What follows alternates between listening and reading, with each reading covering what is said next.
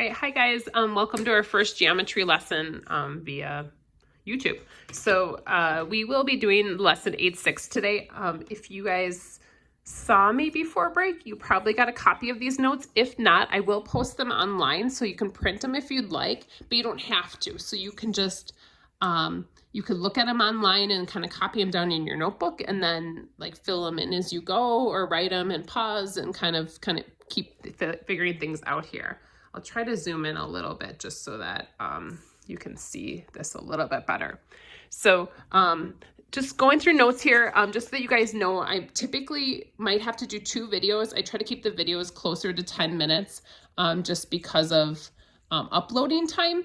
But there's gonna be times I'll be interrupted or something and I'll stop and then just start a new video. So just that you guys know, there might be more than 1 video on any given day, but just mostly for lengthwise. So you'll watch a video, you'll take the notes, you'll take a quick online Schoology quiz about it, and then there'll be a homework assignment that's listed. And that homework assignment will be due the next time we meet, which this one will be after spring break. But the Schoology is how you're going to have attendance taken. So the Schoology quiz, after you watch this video, you should just do that right away and get that taken care of.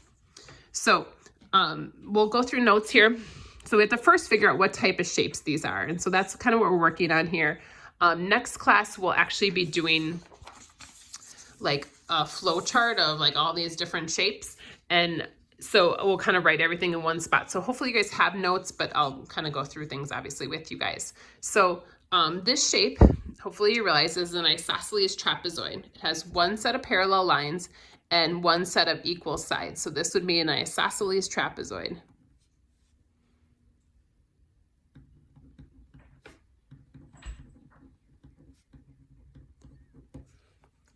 Now, if that's the case, or even for, I guess for an isosceles trapezoid, hopefully you guys realize the base angles are also going to be equal. So those two are going to be the same. So this is also going to be x.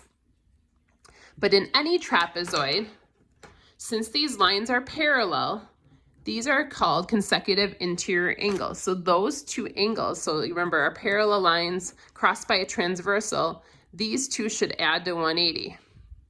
So that's what's happening here. So x plus 115 should equal 180. And again, we figured out that's x because it's an isosceles trapezoid, which tells us that those base angles are equal. So x ends up being 65 degrees.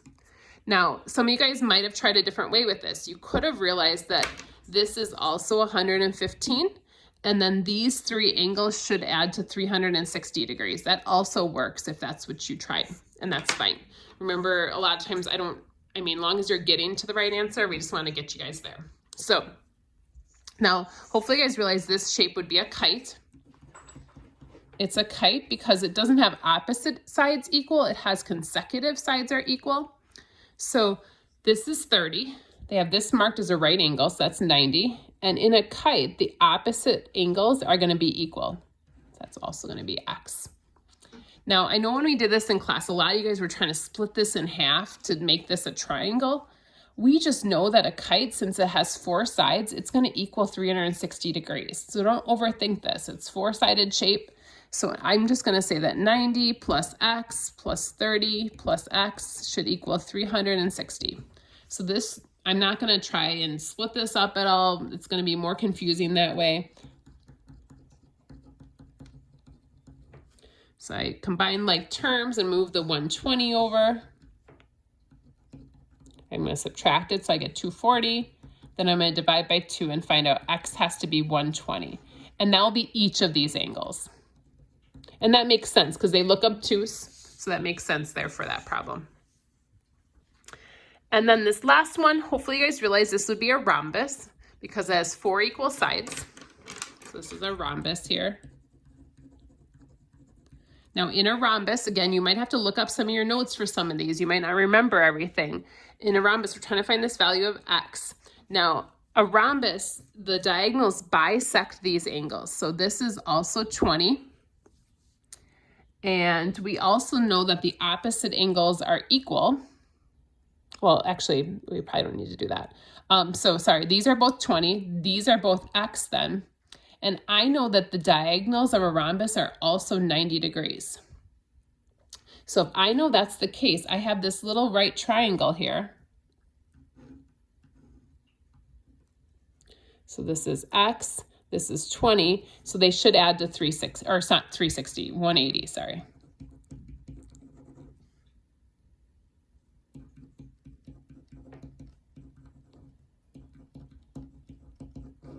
So we find out that's 70 degrees. Remember with rhombuses also, alternate interior angles are also equal. So like these two angles would be the same as well. So I guess we could have figured out that this would also be X. I just realized alternate interior angles there. All right, so lots of different ways to find that answer. So again, we're going to talk about all the different special types of quadrilaterals today. Sorry, let me zoom out a little bit here. So our different types of quadrilaterals, and this is kind of all encompassing of everything. So it says we have a quadrilateral that has at least one pair of opposite congruent angles. Now, at least one pair is different than exactly one pair. So at least one pair versus exactly. That means one could work, but then more than one could also work. So exactly one.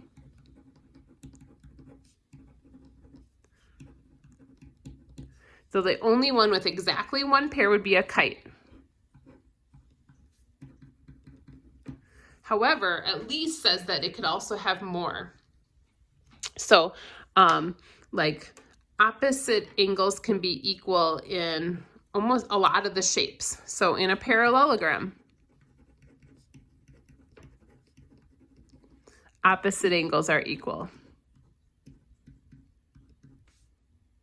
In a square,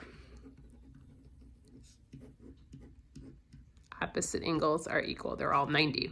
So that also means a rectangle.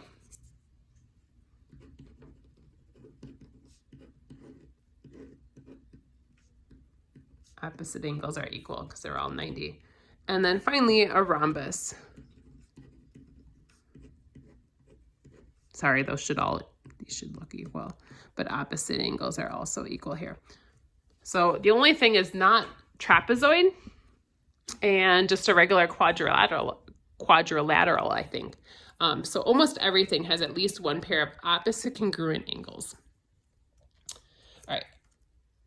I think I'm going to stop for now. This is going to be part 1 of our video. Then I'll flip it over for the rest of it. So I'll pause for now. This is part 1 of the video. We're going to pick up with part 2 on the back side of the notes. So I'll flip the notes over and you guys can do that.